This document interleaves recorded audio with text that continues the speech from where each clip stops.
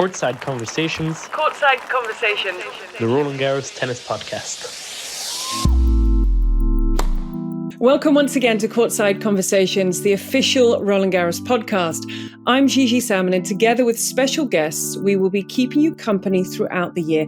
As we like to call it, it is tennis with a French twist. And with Wimbledon just wrapped up, the Olympics in Paris fast approaching, and the US Open the next Grand Slam, we are going to be jumping around between the grass, the clay, and the hard courts. So I'm absolutely delighted to be in the company of 7-time Grand Slam singles champion, 3 of those at Roland-Garros, Mats Wilander. Mats, it's a pleasure to have you on the podcast. Welcome.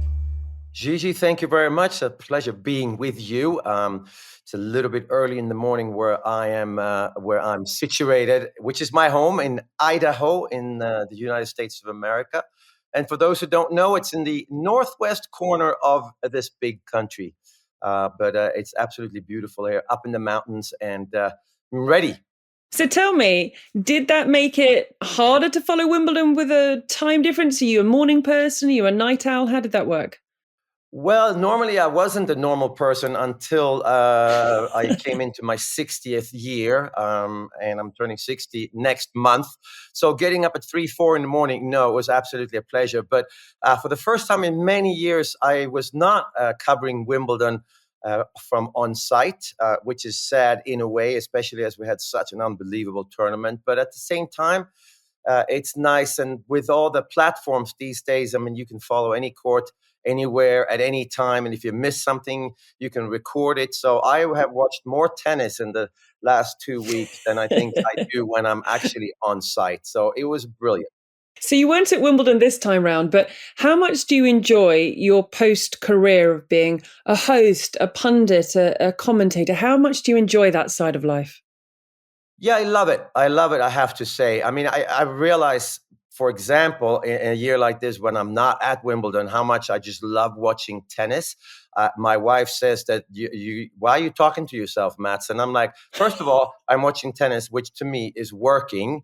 And when I am working, I sometimes talk. So I talk to myself and I answer my own questions. So it's just, the game is very intriguing to me. Obviously, sometimes I think when you're a pundit, it sounds like you know what you're talking about. But really, I'm taking a lot of chances in terms of what I think one player should do and what I think the other player doesn't do. And whether anyone is listening or not, I kind of put myself out there. But yeah, it's great. I mean, I will never be able to pay back to a beautiful game of tennis. And it's not professional tennis or the tour, but just tennis itself has given me literally everything I know, all the friends and family that I have, apart from my 2 older brothers, but wife and kids. Nothing would have happened without this game. So am I giving back to it? I am, in a way, but I will never be able to do that compared to what it gave to me. So I just love it.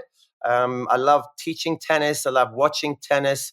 I just don't love going into the gym to be able to keep up with some of the young kids that I do teach. But yeah, love it. Who were the people that inspired you? Björn Borg broke through playing Davis Cup for Sweden when he was only 15 years old. So that would have been in 1971, 72. So by now I'm already 7-8 years old. So I already started playing tennis before I knew who he was. I would go out on the limb and say that there's no chance in hell that I would have played professional tennis if it wasn't for Björn Borg. And I always try to compare, and obviously, Gigi, you being, I'm not sure, half British. You sound half British or half French. But there's a lot of rock and roll bands that came from England after the Beatles broke through with the music that was invented in America, which is blues. And the Rolling Stones as well. And blues in America wasn't that popular, and it was mainly sung by African Americans. And of course, when Beatles broke through, that haircut was enough for a British band to break through in America. And literally, that's what Björn Borg did to Swedish tennis. Before him, there were no indoor courts in smaller towns. You had to go to some sports hall, and those were booked all the time. And when Björn won Wimbledon, in 76, 77, so the second and the third time, or the second time I should say, that's when Swedish government realized that, okay, this is a sport that we need to take advantage of, and they started building halls. And obviously, a great friend of mine is Stefan Edberg, who's from the same state as me. We grew up playing a lot of tournaments, not against one another, because he's 2 years younger than me, but we often represented our state. I always gave him the worst bed in our double room because he's 2 years younger than me. So I felt like I was a big brother of him. But he grew up in the same way. And as soon as the indoor tennis facilities were built, everyone in Sweden started playing tennis. And suddenly Björn Borg's technique, the two-handed backhand, the topspin, both sides, loopy backswings. Hey, the last time I watched Wimbledon, which was a couple of days ago, that's how those guys and women are playing today, is two-handed backhands, loopy backswings. We were told that if you have that haircut, Mats, that Björn Borg had, you will never break through and be a great player. But they were talking about the technique, and it turns out that, well, we don't care. We just want to play like Björn Borg. That's why I'm sitting here. He was the one that showed the way and did things that was so out of the ordinary when you watched Elina Staser or Stan Smith. And he was beating them all. So easy role model to follow. Plus, he had a pretty good attitude. Keep your mouth shut. Try really hard. Don't make too many mistakes. And there you go.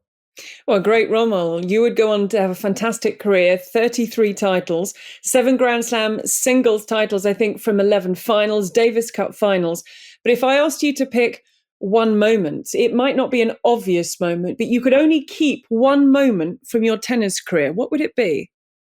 You know, it would be, and you're exaggerating. You're lying, Mats. And I'm not. It would be 1986 at Wimbledon, doubles with my best friend Joachim Nyström, and we started our finals against Peter Fleming, and no, not John McEnroe, because then we would have never won it, and Gary Donnelly, and we finished the first set on the center court at Wimbledon on the Sunday of the men's final because it rained on Saturday.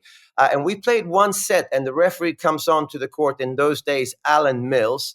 He comes on and he's very apologetic. And he said, excuse me, gentlemen, but unfortunately, there's rain in the forecast, and we're going to have to move your final to court number 1. And we looked at each other and said, is the level that bad? Like, it's the final. So they moved us over. That wasn't the best moment. They moved us over, and eventually we arrived at match point 1540. My partner Nyström returned from the deuce court, and he held his hand up for Gary and Peter and said, hold on. And he comes up to me and he says, Mats, after I make this return, is it okay if I jump in your arms and give you a big hug? And I'm like, what did you just say? No. I get it. Yeah, go ahead, Jocke. He was called Jocke. And he made the return and we won Wimbledon. So to share winning one of the 4 majors, and in doubles, I say it's the most important Grand Slam of all, to win that with a friend. Of course, Davis Cup was a similar situation, but the party was way more fun than winning a slam on your own.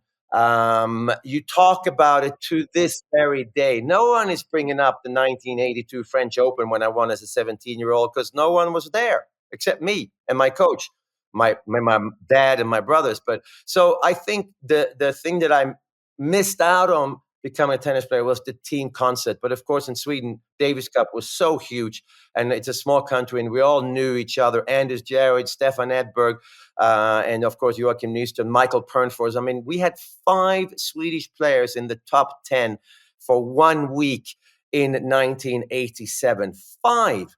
And the last guy, Michael Pernfors, wouldn't even make the Davis Cup team. So we traveled as a team, we lived as a team, and there was always someone to go out and have fun with. Now, something that is very difficult to do is to win Roland-Garros and Wimbledon back-to-back. On Sunday at Wimbledon, Carlos Alcaraz became just the 6th person in the Open era to do that. How impressive an achievement is that? I mean, it's absolutely incredible. I think the physical part in terms of hitting the ball is obviously way more similar today between the French Open and Wimbledon because, and the only reason is because the courts are so much better and they're slower because there's a different grass at Wimbledon these days that slows the ball down. The ball goes in, sinks into the grass, and then pops up. So even a kick serve or topspin works to a certain degree at Wimbledon. That never happened in our day, but it's still a massive, massive difference in relation to what they have to do at the French Open for these guys. As big a difference to them today as it was for us in relation to what they're used to. Tactically, maybe a little bit less. You can play to your opponent's weakness from the baseline way more than we could because you had to get to the net as soon as possible. But still, the movement is absolutely completely different. The spin on the ball is effective on grass when it's not effective on clay. But the biggest difference, I think, for someone like Alcaraz is that he has to play much closer to the baseline at Wimbledon. So what I really appreciate about Wimbledon these days, the surface itself, in terms of the bounce, is not that fast. It's much slower today, but of course the bounce is still low. So that's one thing. But because the players have to be so much closer to the baseline, so instead of being 30 to 35 meters away from one another, suddenly you're standing 23, 24 meters away from one another and just absolutely murdering the tennis ball. So the reaction time is so much shorter on grass than it is on clay. And I think that's the biggest adjustment. So going back to the question, I mean, Carlos Alcaraz is an absolute genius. I love that, of course, Björn Borg did it in our day, which was an unbelievable feat. We never thought that would be possible. And then, of course, the great Federer did the same thing.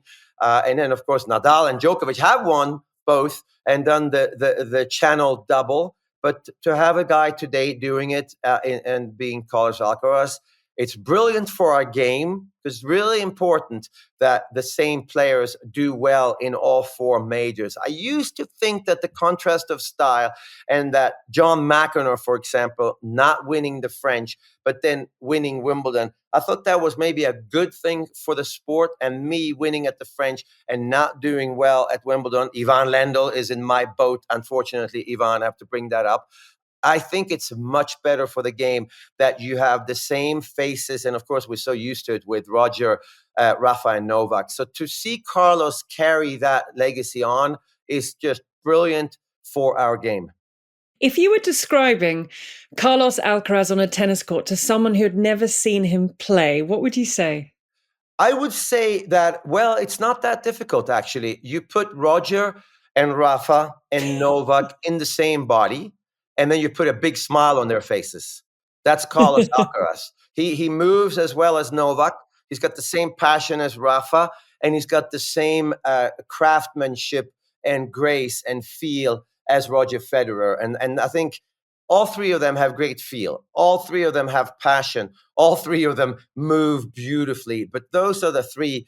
That's the legacy that I will remember and miss the most about the big three. And Carlos Alcaraz straight away comes out and shows that he grew up. And those three guys, they were the Beatles for him. I don't think that players today realize what impact these guys had because they were maybe a little bit too old. Roger started winning before Alcaraz was born, but still it's out there. You watch it as a 3-4-year-old and you try to go out and do the same thing. And in golf, you have it with Tiger Woods. He used to hit the ball further than anyone. Today, you have guys that are shorter. They don't weigh as much, and they hit the ball further than Tiger Woods because he showed that it was possible. So Carlos Alcaraz is a combination of the three. And to have guys like Yannick Sinner being at the same level, nearly the same age, is even more extraordinary because we thought Carlos Alcaraz, no one's going to touch him. Yeah, he's winning, but there are guys behind him his age that are nearly as good as him. They're just not winning as much. So he's not a savior for our sport because our sport was in a great space because the big three. But to carry it on, usually there's a lull for a couple of years after greatness have left our game. Just like when Björn Borg left our game, there was a lull. And the lull was named Mats Wilander because I won the French Open the year Björn Borg didn't play it for the first time. And I would have never won it if Björn was there. And there was a lull.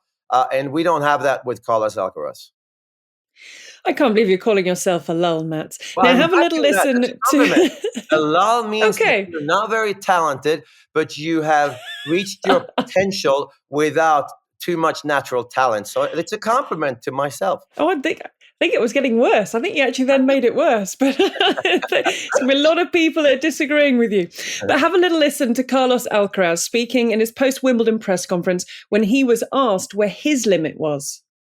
I don't know what is my, what is my limit. I don't want to think about it. I just want to keep enjoying my moment, just to keep dreaming. So let's see if at the end of my career it's going to be 25, 30, 15, 4.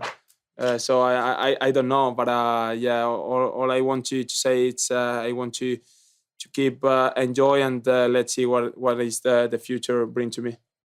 I think it's very unlikely that it's 4, seeing as though he's 21 and he's got a 100% record in Grand Slam finals. Yeah, so it's very interesting because we obviously have been thinking about it a lot because the limit to Björn Borg, to John McEnroe, or to me seem to be the top of the mountain. And the top of the mountain is represented by having the number 1 put next to your next to your name, or on the back of your back. So you are now a target. And there are so many players, Pete Sampras included in that. Number 1 seemed to have been the limit. And it's not easy to find a reason to motivate yourself when you think you have reached your limit because you are the best player in the world. It turns out that Roger and Rafa and Novak again has shown everybody that no, number 1 is not the limit. You can get better, but you could still be ranked number 2 next year. And I think that the now, of course, Novak, who's so present, I think that his idea of waking up in the morning and it's a day-by-day situation, which we use in all walks of life, whether it's striving for more achievements or whether it's fighting some kind of addiction or some other problems in life. It's day by day. That's how you solve problems. And to hear him say that is absolutely brilliant. And I bet you he wouldn't have had that thought in his mind if it wasn't for, again, the big 3. And of course, Andy Murray, who's still out there, Stan Wawrinka, who's still out there, whether they're winning or not. They just love it, and they're trying to push the envelope. So it's refreshing. I hope he can be true to that statement, and more important, to those feelings, because as we can tell with Novak Djokovic, is he as intense these days as he was maybe 5-6 years ago? I say not when he's playing matches. I say there's a little bit of a lack of concentration at times, and that's a natural way to go. And I think it happens to everybody at some point. It's just that they have pushed it to their late 30s, and that's maybe the most important thing, again, for our sport. And of course, Serena Williams did the same thing. That's how tennis becomes contagious to a lot of people, is that it's the same faces and the same players that are doing well for 15, 20 years, and they make such a big mark in our sport. And that's why we're breaking records in spectators, in eyeballs watching our sport. And of course, the social media platforms have a lot to do with it too. But I think it's the legacy in those older players that keep pushing, whether they're winning or not. That's what's going to make Alcaraz want to keep going, I think. And Jannik Sinner, and Holger Rune, and Daniil Medvedev, and all of those guys.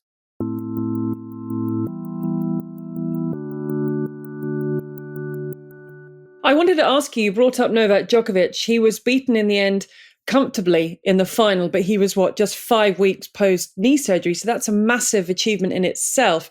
But do you think the weight of what Novak Djokovic wants to achieve will or is affecting him? He wants to get to 25. He wants to be the outright, I have the most Grand Slam singles titles. Do you think we saw in 2021, the Olympic semi-final, US Open final, the pressure told on him? Yeah, maybe it is the number 25. I'm not really sure. I mean, he is so good at not talking about that because he keeps bringing up the staying in the present and the day to day. Of course, the whole tennis world would like to see him get to 25 because in my eyes, he's the best ever. And I think him and Serena are the best ever in male and female. And you can say either when it comes to being the best ever, whether you're a man or a woman, because both of them have won everything so many times. But I do think the reason he went to Wimbledon, and I thought maybe he wouldn't go because the Olympics we thought would be so important, maybe more important than getting that 25th Grand Slam victory. And it turns out that Wimbledon is more important to him than I think we realized, which is obviously brilliant. The other reason I think he went is it's one thing to stay at home and rehab a knee and get 4 hours of practice every day and you can plan your day. That's one thing. But then you're going to spend 4, 5, 6 weeks without having to get ready to play matches. And I think that part of getting ready to play matches, practicing to get ready to play matches, that's an overlooked quality that these guys have that they need to practice. So whether they're winning or losing, and just look at Carlos Alcaraz. Last year, he won Queens and then he won Wimbledon. This year, he lost to a Brit, Jack Draper, and he still won Wimbledon. So those 2 matches he got at Queens, they were extremely important because it made him get ready. And then the third reason for Novak, I think, is tell me how many players would have beaten Novak Djokovic in the Wimbledon final that were in the draw. I mean, I would have to go and say that I don't think there were many more than one. Maybe Yannick Sinner could have beaten him in the final because he beat him in Australia and because he beat him a couple of times last year. But they play faster than Novak. And if you give Novak a ball and a speed of game where he feels he can stay with you, then he beats the rest of the field in a Wimbledon final. And I think that must have entered his mind. Not many guys know how to play on a grass court. Not many guys are comfortable on a grass court. Iga Swiatek is still not comfortable on a grass court. And Novak is, Carlos Alcaraz is, Yannick Sinner is. But there's a chance that he wouldn't have played Carlos because he played a 5-set match against Francis Tiafoe and could have gone out in the first week. So I think those 3 reasons is why he came. And I think he's better prepared for the Olympics now, even though it's tough to go back to clay afterwards, especially as Rafa and Nadal is playing in the Swedish Open this week, and he hasn't done that since 2005, and he's back 20 years later. So I think Novak did the right thing, and hopefully the aftermath of having played and trained so hard is not going to affect his preparation for the Olympics.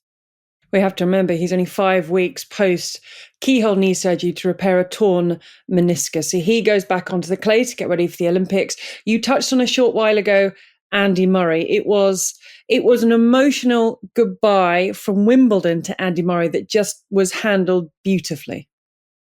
Yeah, I mean, Andy, first of all, he's such a class act because he keeps pushing on. He was able to hold the tears back, which I never thought he would be able to do. There might have been 1 or 2. But the big 3 would have never reached their level without Andy Murray pushing from behind. And I have to throw Stan Wawrinka. The fact that they won 3 majors and Andy won a couple of Olympic golds in that era is absolutely incredible. But again, the legacy that he's going to be, to me, remembered for and why he is so important to the sport is never stop trying. It doesn't matter what happens to my body or to my mind. I will never stop trying. And I think in many ways, the normal person, speaking of myself, it's easier to relate to Andy Murray because I mentioned before Roger's sort of gracefulness, Rafa's passion, Novak's movement. I mean, they're inhuman. The way that their strengths are basically inhuman. With Andy Murray, there isn't a huge serve. There isn't a huge forehand. There isn't a huge backhand. Of course, he moves well, but is not as free-flowing as the other guys. And what you don't see with Andy Murray is on the inside of his skin, in his heart, in his crutch, and in his brain is the intelligence and the passion and the understanding of tennis and more importantly, the understanding of himself as a player and as a person. That to me makes it possible for anyone to relate to. And that's why it's going to be very sad to see him go. I hope he has a great Olympics, especially in doubles, hopefully with his brother.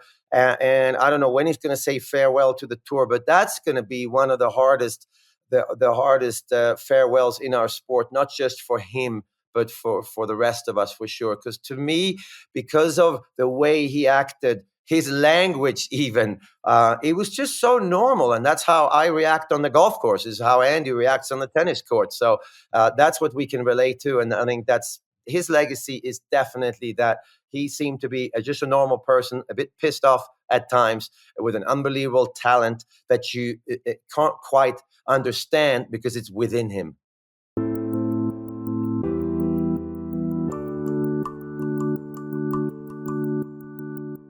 Yeah, I feel like we're saying a lot of goodbyes this year to the women's draw. And please tell me, Mats, you did not predict a Barbora Krejcikova Jasmine Paolini final. I did not predict Barbora Krejcikova and Paolini. I did predict that Krejcikova was going to win more majors after she won the French Open a few years back. Okay. She's a beautiful tennis player. She can handle pace, which she showed in that year's French Open and which she showed this year. And she can also handle a situation where she's the one that needs to dictate and she's the one that needs to be aggressive. And if you compare to maybe Ons Jabeur, obviously the other heartbreaker when it comes to professional tennis is her not winning Wimbledon in her first finals try. And she wasn't quite able to handle the pace of Rybakina, and she wasn't quite able to handle the craftsmanship of Vondrousova last year. But Krejcikova can. So it's not strange that she wins her second Grand Slam. It was strange that it came at this time because of her dismal year going into it. But that just goes to show that it's within her too. Jasmine Paolini, to me, is, the most important breath of fresh air to women's tennis. And not because women's tennis is in a problem or it's in a down. Not at all. We have Iga. She's incredible. She tries so hard. She works so hard. So she's brilliant.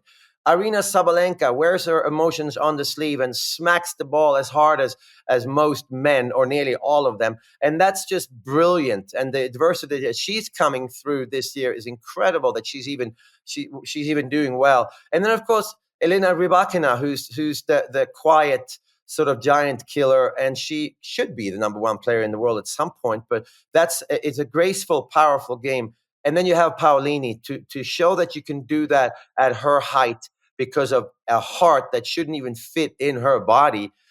Is absolutely amazing. So I thought it was a brilliant lineup with the two of them. And of course, we were nervous after the first set that it wasn't going to be a great final. It turns out that it's one of the most memorable women's final that I've seen, because there's a contrast of style. And you can't believe these women are having that level, being ranked where they were. And Paolini never having won a grass court match at Wimbledon before. Krejcikova ranked 31. I think she's the third lowest ranked or highest ranked, however you put it, at 31 ever. Serena, of course, was 180 something, but it was Serena Williams still. So it was a beautiful final, great for the women's game. And again, the men's game it has entered into the stage, I think, as a professional sport where people are going to go and watch them. We're breaking records in the spectator everywhere, in any tournament, whether it's a 250, 500, doesn't matter who's in the finals or the first round. It's full. They're sold out. And the women's game haven't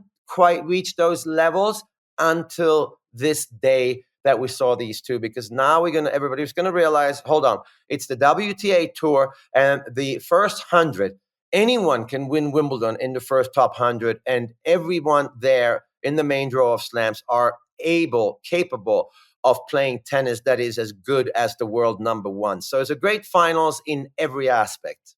And what made it more emotional for Krejcikova, we're going to hear now, was the memory of the late Jana Novotná, her mentor and her coach, who she spoke about in her press conference after she was crowned Wimbledon champion. Well, the only thing that was going through my head was that I miss Jana a lot. And it was just very, very emotional moment to see me on a board right next to her. I think she would be proud. I think she would be really excited that I'm on a same board as she is, because Wimbledon was super special for her. It's an incredible bond between the two. She wrote her a letter when she was 18. Her parents went and knocked on the door and said, "Can you help our daughter?" And the rest is history. I mean, it's incredible. I mean, obviously, I knew her a little bit, obviously, because she was on tour pretty much when I was on tour too. She was a little younger than me, but she played with so much passion. And I mean, you can never forget when she should have won Wimbledon the first time, and the tears that naturally came when she received the runner-up trophy, and then being able to overcome all that and then win Wimbledon finally. It was unbelievable. And again, it's one of those situations where I don't know what it was that she said, or it was just the example that she was, the fight that she had to go through in the last few years of her life. If that's what affected Barbora, I don't know what it was, but it clearly did. And obviously, you have to be naturally very gifted to be able to take advantage of that advice, whether it was said or not said or just felt. But yeah, it's an incredible story, and it's one of reality where us that are still lucky enough to be walking on the face of the earth and nevertheless being able to move around and do a sport or activity of any physical kind. We're so lucky, and obviously the memory of Jana will live on forever through Barbora Krejcikova. I think this is going to lead her to winning more majors, because I think that Jana is smiling upstairs while she's looking at this. But I think she has it in her to win at least one more slam. And I will go out on a limb and say that I think she's going to be a force to be reckoned with. Not necessarily consistently wise, Barbora, but I think she knows it doesn't matter in what form she arrives at Grand Slams, as long as she's been able to practice and physically is able to perform at 100%. I think she now definitely knows. And winning the second slam, I speak from experience, on a different surface is crucial for a tennis player. And we see that with Alcaraz. I saw that with me because I felt it. Clay was first, grass was second in Australia in 1983. I thought there was no chance I was going to be able to get to a scratch handicap way before I was going to win a slam. And of course, I will never get to a scratch handicap in golf, but I did win a couple of slams on grass. And I think that part for Barbora is massively important. And as we noticed, she's so great because she can handle both styles of play. The contrast of style doesn't bother her. And now we know it for sure. It gives you hope that this is going to be a great match, whoever she faces in big matches. Jasmine Paolini was on the front pages of all the Italian. It was Queen Jasmine, it was Bellissima. And I know they didn't have the Italian team in the football, but it was all about her. What on earth has happened to her this year? She started the year in the 30s. She won Dubai, a WTA 1000 tournament. She won the 1000 doubles event with Sara Errani. And then back-to-back Grand Slam. Where has this Jasmine Paolini been hiding? I think Jasmine has finally listened to Renzo Furlan, because Renzo Furlan, her coach, who obviously was a great player in his own right, he's been with her for a very long time, and very similar to Juan Carlos Ferrero when he retired. And I know through some Spanish tennis playing friends that they said that, can you believe it? Juan Carlos Ferrero is going out on tour again because he thinks that this kid who's 14, 15 named Carlitos, he has it in him to be one of the best ever. And I think Renzo Furlan saw the talent that Jasmine Paolini had a long time ago, but she just never heard him properly. And I think she has finally realized that, yes, she is talented enough to reach these heights, and she has worked hard enough. It doesn't matter that she's won anything. So I don't know what match this year or at the end of last year that sort of, was it winning Dubai maybe, that made her realize that, oh, now I can hear you, Coach Renzo. Now I understand what you meant all these years. That it took her a little bit longer to realize that her potential was way, way, way higher than she had reached, despite her height as a person. And in many ways, it worked to her advantage. On a low bouncing surface like Wimbledon, it works to her advantage because she's so low to the ground. What's even more strange is, how does she get to the finals of the French Open when the bounce is twice as high, but she doesn't grow twice just because she's on clay? So she's, again, wow, to show emotions in that positive of a way We see it with Carlitos Alcaraz. I mean, that's what's it's gonna help propel our sport into stratospheres that we have never even imagined that our sport would ever reach. Because now, as a parent or as a coach, we're going to be pushing for people to play tennis. Look, no, I can't make it. Yes, you can. Look at Paulini. Look at Paulini. She, at her height, can get to 2 Grand Slam finals in the Channel double on 2 different surfaces, and she nearly won Wimbledon at the end of it. And look at Carlos Alcaraz.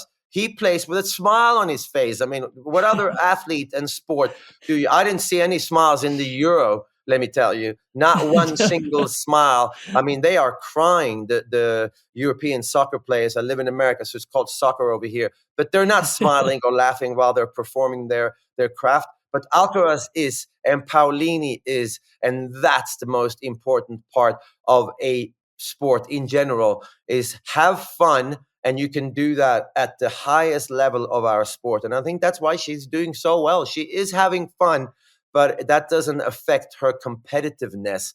And I think that's why she's such a bright star. I wish she was a few years younger, because she would have a better chance to keep improving. But even at 28, she still have 5, 6, 7, 8 years to keep improving. And I'd be surprised if she doesn't have the same results going forward.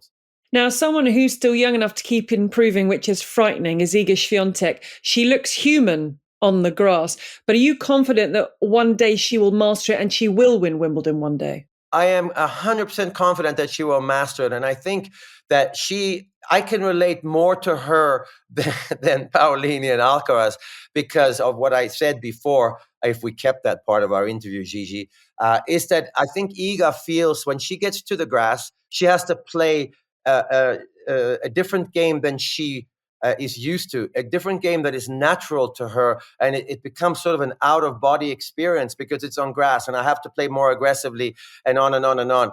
No, look at Rafa and Nadal. I mean, anyone that said that after Rafa won the French Open in 2005, that he was going to push Roger Federer to 5 sets in 2007 and win in 2008, I would have said that person is crazy. There's no chance. Rafa, with his technique and style. But what does he do? He goes to Wimbledon and he tries to play the same way. He knows that the chances are way smaller at Wimbledon, but that doesn't mean he's going to go away from what he knows how to do without even thinking about it. And I think Iga has gone away from who she really is and what she does. And it starts with that forehand. The forehand for her on grass needs to be hit with the same amount of spin that she does on a clay court. She needs to play height over the net on a grass court, because it's still difficult to beat her. She won't win 6, 7 Wimbledons maybe, because she's going to win 6, 7 French. But she'll win 1 or 2, but not if she goes away from who she really is and how she really understands her game, not grass court tennis, but she understands her game, and she needs to look for that feeling that she has on clay and then accept that she's going to get beaten more often on the grass court than on the clay court, but she will end up winning it one day. But she has a lot of time, but she needs to somehow find what's closest to her heart, the part that she doesn't have to think about. She's trying to play logical tennis on grass, and it doesn't work to be logical playing professional tennis, winning Wimbledon. You got to play, and the decisions come from your heart. It's a feeling. What will be the hardest thing now for the players who would largely at this time of year, some of course go back to the clay, a lot head to the hard courts to get ready for the US swing? What's going to be the biggest challenge now moving from the grass back to the clay ahead of the Olympics? I mean, the biggest challenge, I think, is, do I stay in the Olympic Village or not? Because I really want the Olympic feeling, and I want the experience of being at the Olympics. I was never lucky enough to play in Olympics. I did decline to play in 1988, the first year that tennis was a proper sport. And I regret it to this very day that I didn't go to Seoul, Korea. But I did go as a captain for the Swedish team in Athens in 2008, and we stayed in the Olympic Village. And that was such a big part of the experience. And I've heard players always say that, I want the full experience. Now, as a tennis player, if you get the full experience, who is going to be able to play at the same level but have a completely different experience? Even though it's more fun, are you going to reach the same heights physically? emotionally, or you're having too much fun in the Olympic Village. And that doesn't mean you don't train as hard. So I think that's going to be a very, very big difference for a lot of players. And most of them, I think, want to stay in the Olympic Village. Now, I know the Olympic Village is very far away from Roland-Garros.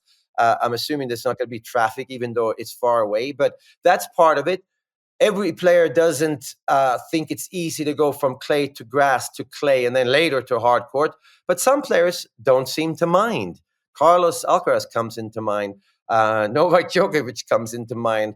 Rafa and Nadal, of course, made a decision to not go, so he's going to be a threat there. But I think the greatest players in our sport will not have a big problem because they still have this ability to, I'm walking on the court and I'm playing a match, and it's not about the world. It's not about the Olympic gold medal. It's just about you and me, and I don't like losing to you. And I think that's what the greatest players, that's their strength. So I think that the same players will fight for the gold medal there, and the same players will fight for the Grand Slam victory over at the US Open. So I don't know. The biggest problem, seriously, is going to be that you feel like you represent your country more maybe than you represent yourself. And that's not a natural thing for a lot of tennis players. Yeah, that's the different feeling. You may not have played in Olympics, but you represented Sweden a lot with the Davis Cup. And I don't know, does it bring with it a different kind of pressure? Because normally it's just you win or lose, but now maybe you feel like you're letting down a whole country. I think that, again, is different. To me, it was less. The pressure of playing Davis Cup was less because the captain picks the team.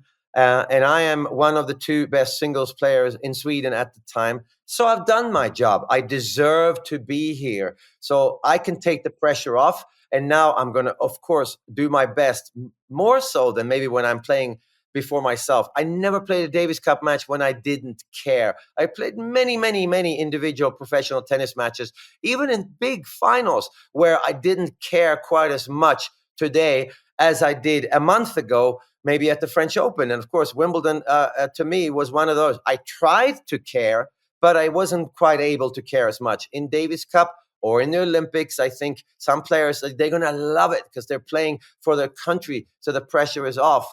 And for some players, Andy Murray comes into mind, actually, because he comes back to Wimbledon after having been in tears losing to Roger Federer in 2012. What does he do? He comes back and he beats Federer easily with the help of British flags being, they were allowed to be brought into Wimbledon Stadium. I was there live. One of the greatest experiences in sports for me ever. I was watching the whole match from sitting on the court where the referees normally sit. I don't know how I got that seat, but to see that court dressed in British colors and have Andy Murray play a different style of tennis in terms of the aggressiveness and in terms of his emotional stability, because it was the Olympics, because he was representing Great Britain. So I think it's very individual, but the best players in the world will figure that out. Cannot wait for the Olympics. Matt, we really appreciate you being with us. We could have talked for hours. What's next for you? Is it the Olympics? Where's next on the tennis circuit for you?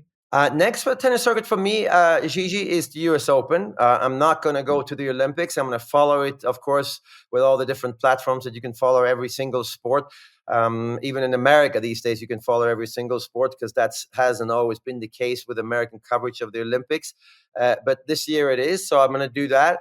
My next tennis engagement is I got a lesson tomorrow morning with a 9-year-old girl here in Haley, Idaho, who is at the moment ranked number 1 in Idaho in 10 and under, which doesn't say that much, but she's a great kid. And that's my next tennis experience.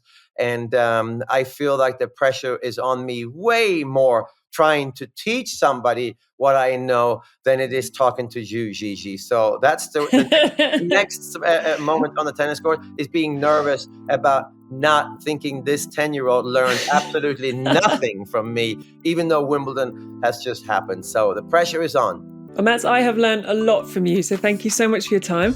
I look forward to seeing you in Flushing Meadows. And that is it from Courtside Conversations. Thank you for your company.